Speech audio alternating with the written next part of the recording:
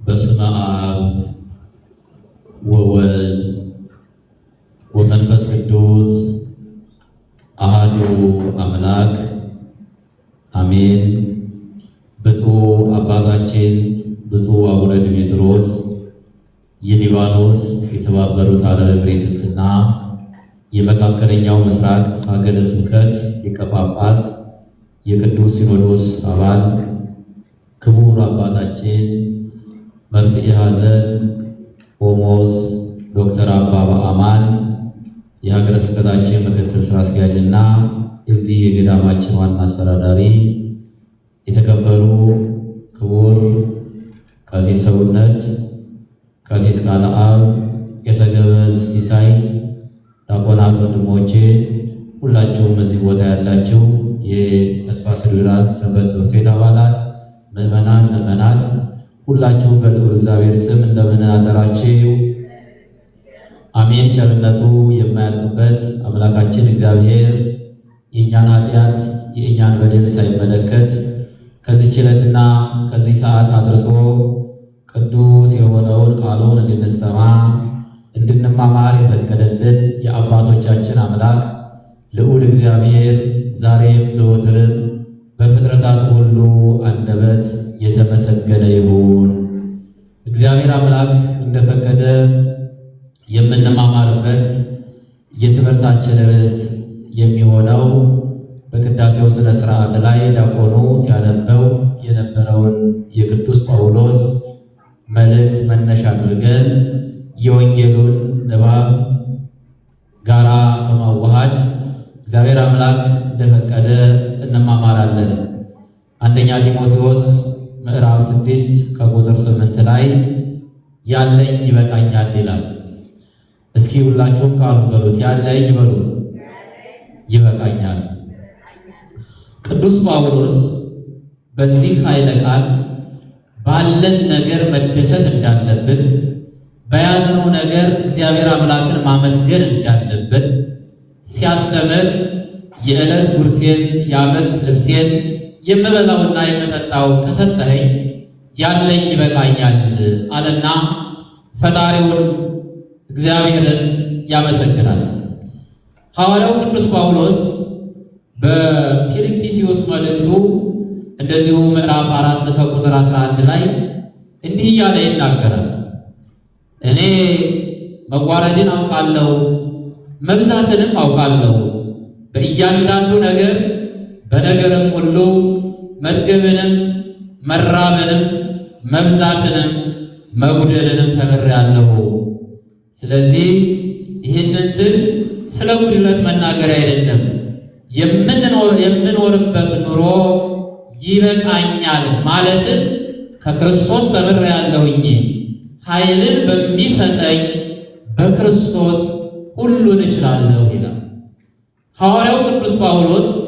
በዚህ ምድር ላይ ስንኖር ባለን እንድንደሰት ካስተማረን በኋላ እኔ ሁሉንም ነገር አውቃለሁ፣ አግኝቼም አውቃለሁ፣ አጥቼም አውቃለሁ፣ ሹመቱንም ሽልማቱንም አውቀዋለሁ፣ መደሰቱንም መከፋቱንም አውቀዋለሁ፣ መራቡንም መጠማቱንም አውቀዋለሁ። ስለዚህ ይሄንን ሁሉ ስለማውቅ ነገርም ሁሉ በነገር ሁሉንም ተረድቼ ያለኝ ይበቃኛል ማለትን ከክርስቶስ ተምሬአለሁኝ።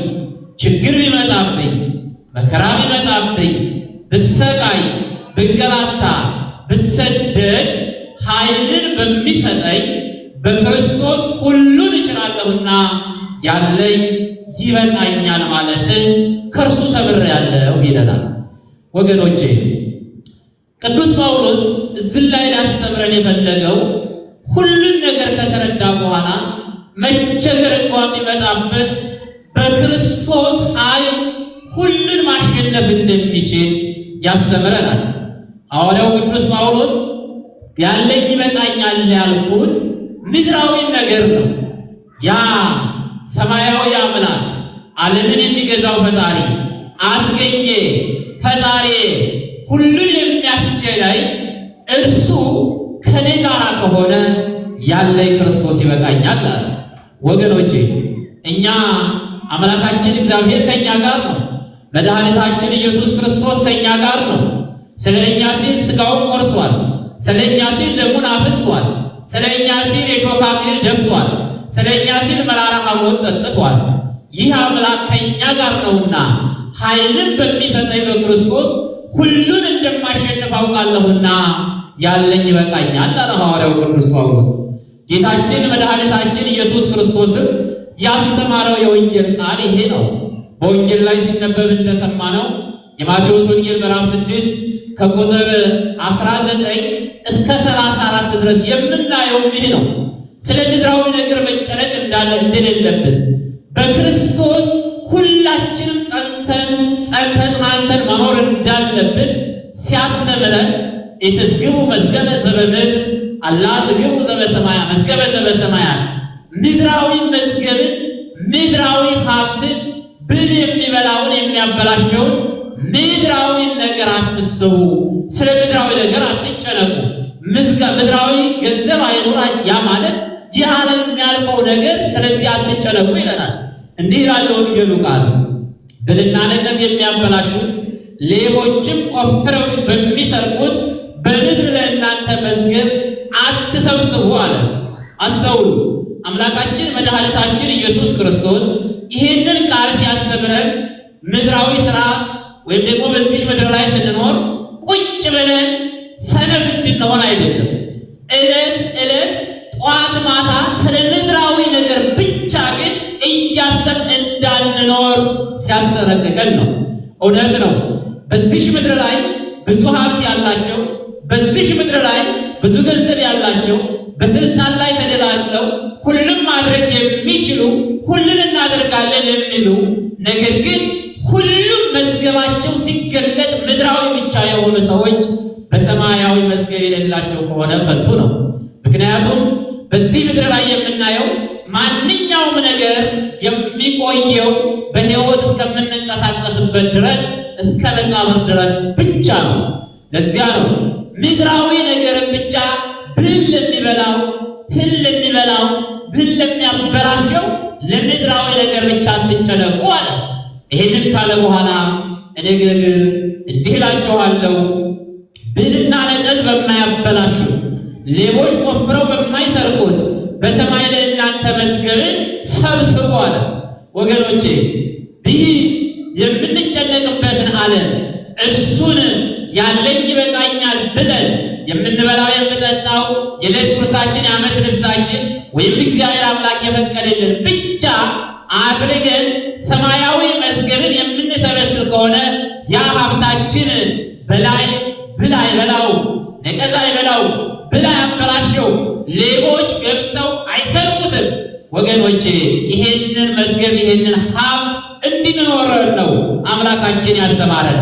እንዲህ ካለ በኋላ መዝገባችሁ ባለበት ልባችሁ በዛ ይኖራል። ምናችሁ ባለበት ከቃሉ ጋር ናችሁ። ምናችሁ ባለበት መዝገባችሁ ባለበት ሀብታችሁ ባለበት ታሪካችሁ በሚነበብበት አስተውሉ። መዝገባችሁ ባለበት ልባችሁ በዛ ይኖራል አለ አምላካችን እግዚአብሔር። ምን አይነት መዝገብ ነው ያለን እኛ ዛሬ በዚህ ምድር ላይ? እግዚአብሔር የሚደሰትበት መዝገብ፣ እግዚአብሔር ደስ የሚልበት መዝገብ፣ የእግዚአብሔር ሕይወት በእኛ ላይ የሚነበብበት መዝገብ፣ እግዚአብሔር የፈቀደልን የጽድቅ ሕይወት በእኛ ላይ የሚታይበት፣ ለሌሎች በርቶ ተነቦ የሚነበብበት ሕይወት ነው ያለን ወይስ ምን አይነት ሕይወት ነው? እግዚአብሔር አምላክ ሲናገር ልባችሁ መዝገባችሁ ባለበት ልባችሁ በዛ ይኖራል አለ። አዎ ሁለት አይነት መዝገቦች አሉ እዚህ ላይ ስንመለከተው። ምድራዊ መዝገብ የሚኖረን ከሆነ መዝገባችን በምድር ያልቃል። በሰማይ ያለው ያ የዘላለም ሕይወት የምናገኝበት መዝገብ ይዘጋና ሁሉ ምን ውስተ እሳት ለዓለም ተብሎ ይፈረዳል ማለት ነው ወገኖቼ። ስለዚህ የኛ መዝገብ ሊሆን የሚገባው ንዑሃቤ ብሩካኑ ለአቡየ ተረሱ ዘድልው ለክሙ ቅድመ ይትፈጠር ዓለም ዓለም ሳይፈጠር ያዘጋጀውላችሁን የአባቴን መንግስት ውረሱ የሚለው መዝገብ የሚነበብበት መሆን አለበት። ስለዚህ ይሄንን አስተማረን አምላካችን። እንዲህ ካለ በኋላ ስለ ምድራዊ ነገር አትጨነቁ፣ ሁሉ ነገር ያልፋል፣ ሁሉ ነገር ይጠፋል። መጨነቅ ካለባችሁ መቅድመ ህሱ መንግስቶ ወጽድቆ አስቀድማችሁ መንግስቱንና ጽድቁን ሹ ወዝንቱ ሰይፍ ያስተካክሙ ሌላው ግን እንደ ደራጎት ይሰጣችኋል። አያችሁ እኛ የተፈጠርንበት ዓላማ እንድናስብ እንድንጨነቅበት እግዚአብሔር አምላክ እኛን ካለመኖር ወደ መኖር አምጥቶ የፈጠረብን ትልቁ መዝገባችን ስራችን ሊጻፍበት የሚገባው መንግስቱንና ጽድቁን እንድናስብ ነው። ከዚያ በኋላ ያለው ሌላው እንደ ደራጎት እንደ ሌላ እንደ ትርፍ የሚሰጠን ነው ማለት ነው። ስለዚህ በሰማይ ስለሚኖረው ብቻ እንድናስብ አስፈልጎናል። ስለ ምድራዊ ነገር አትጨነቁ ካለ በኋላ በዚህ ምድር ላይ የምንጨነቀው ጭንቀት ሲናገር ለቀኑ ራሱ ክፋቱ ይበቃዋል። ከቃሉ ጋር ናቸው። ለቀኑ ምን ይበቃዋል አለ? ክፋቱ ይበቃዋል። ለቀኒቱ ክፋቷ ራሷ ይበቃታል እንጂ ሌላ ነገር እንዳናስብ ተናገረ። ስለዚህ ያለኝ ይበቃኛል ማለትን ከክርስቶስ እኔ ተምሬያለሁ እያለ ያስተምረናል። ይህ ወንጌል ቃል በዋናነት የተነበበበት በዛሬው ዕለት ስለዚህ ነው። አጠቃላይ ወንጌሉ ሲነበብ ሐዋርያው ቅዱስ ጳውሎስም የተናገረው ስለዚህ ነገር ነው የተናገረውና ይህ የተነገረበት ምክንያት አንድ ሚስጥር አለ። በቤተ ክርስቲያናችን በዛሬው ዕለት ግንቦት 5 አንድ ታላቅ መታሰቢያው የሚደረግ ቅዱስ አባት አለ። አባ ዳንኤል ይባላል። ማን ይባላል?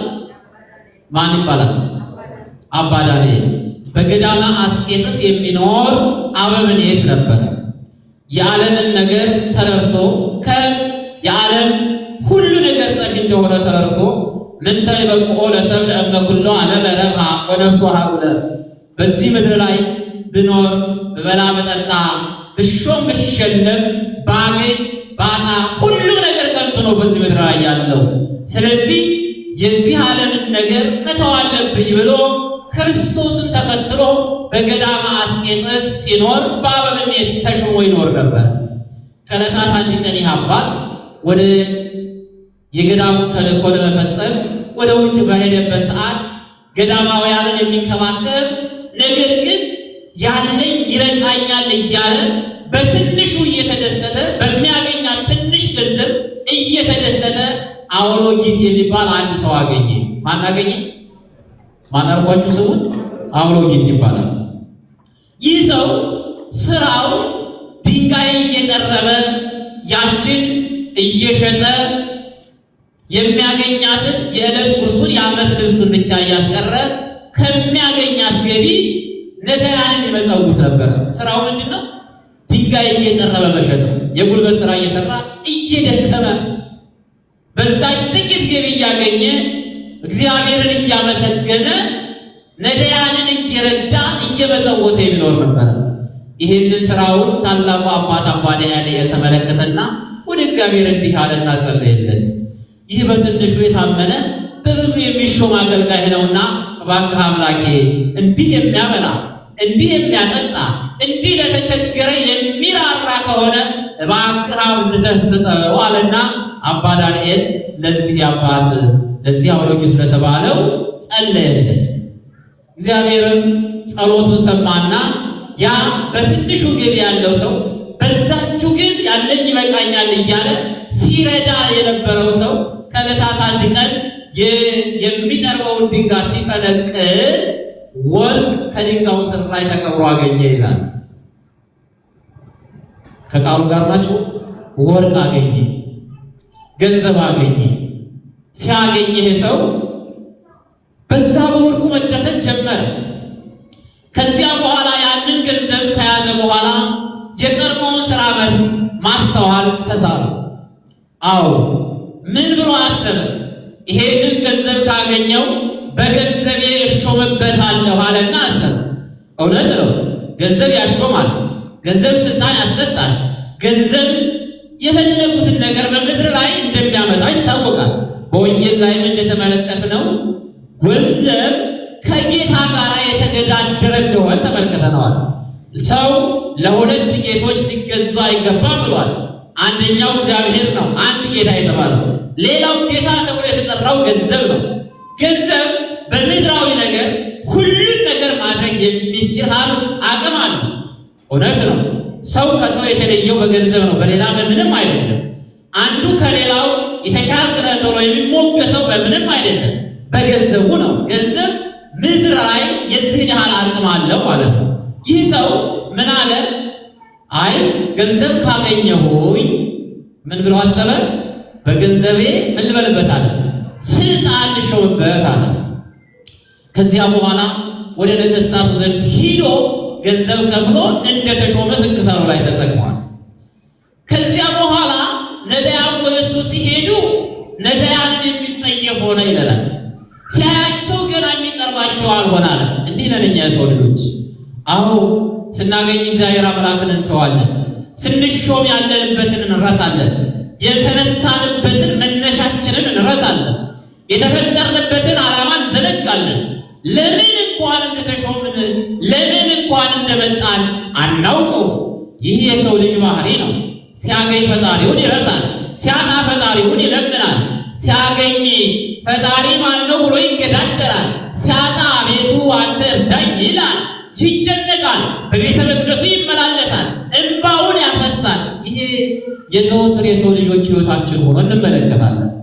ነገር ግን በእንደዚህ አይነት አካሄድ እንዳንሄድ ቅዱስ ወንጌል አስተምሮናል። መጨነቅ ያለብን ስለ ሰማያዊ ነገር ብቻ እንጂ ምድራዊ ነገር፣ ምድራዊ ሀብት፣ ምድራዊ ገንዘብ ከእግዚአብሔር እንደሚለየን የማናውቅበት እንደሆነ ከእግዚአብሔር እንደሚለይ አስተምሯል።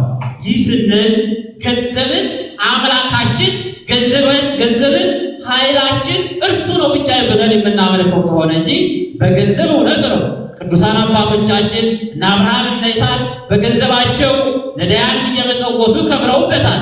ኢዮብ ባለጸጋ ነበረ። እውነት ነው። ባለጸጋ እንዳንሆን በመጽሐፍ አልተከለከለም። አግኝተን ሰርተን እንዳናገኝ በመጽሐፍ አልተከለከለም። ይልቁንም እንዲህ ነው የሚለን፣ ሊሰራ የማይወድ አይብላ ይለናል። ስንፍናን ቤተክርስቲያንም አትደግፍም።